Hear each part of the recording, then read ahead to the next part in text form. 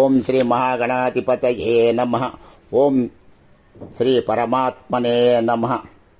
దైవాసుర సంపద్విభాగ యోగం ఇంతవరకు 16 వరకు తెలియజేసినాము. మరల 17 నుండి ప్రారంభించుచున్నాము. ఆత్మ సంభావిత సప్త ధనమానమధాన్విత యజంతే నామయజ్ఞైస్తే దంభేనా విధిపూర్వకం.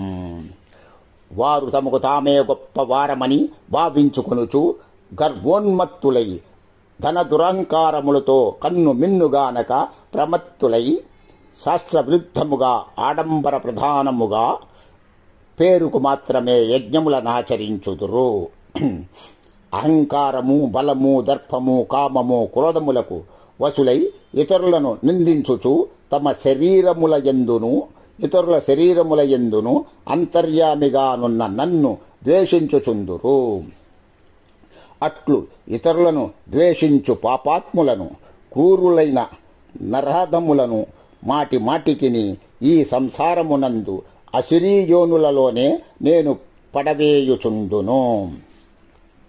ఓ అర్జున, ఈ అసురీ ప్రకృతి గల మూడులు నన్ను పొందకయే ప్రతి జన్మజందును అసురీయోనులనే పొందుదురు. చివరకు అంతకంటెను హీనమైన గతిని పొందుదురు. అనగా ఘోరమైన నరకములయందు పడెదరు. కామ, క్రోధ, లోభములు అను ఈ 3 నరక ద్వారములు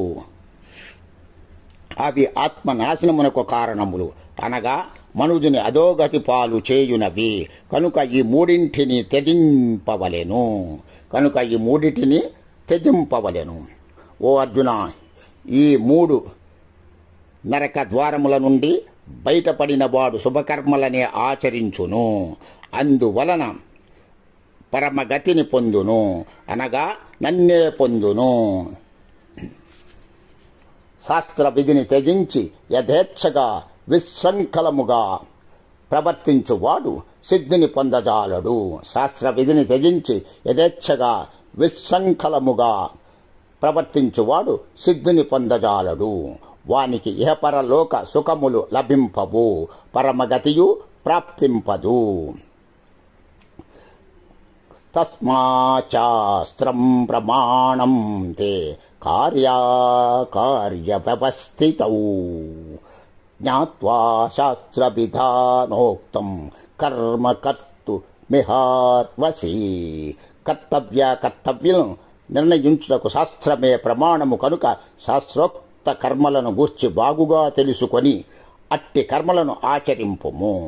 ఓం తత్సదితి శ్రీమద్భగవద్గీతాసుపనిషత్సు బ్రహ్మ విద్యాయాం యోగశాస్త్రే శ్రీకృష్ణార్జున సంవాదే దైవాసుర సంపద్విభాగ యోగం. తదుపరి శ్రద్ధాత్రయ విభాగ యోగం. ఓం నమః శివాయ చ నమః శివాయ. సమస్త సన్మంగళాని భవంతు. సర్వే జనా సుఖినో భవంతు. ఓం శాంతి శాంతి శాంతి.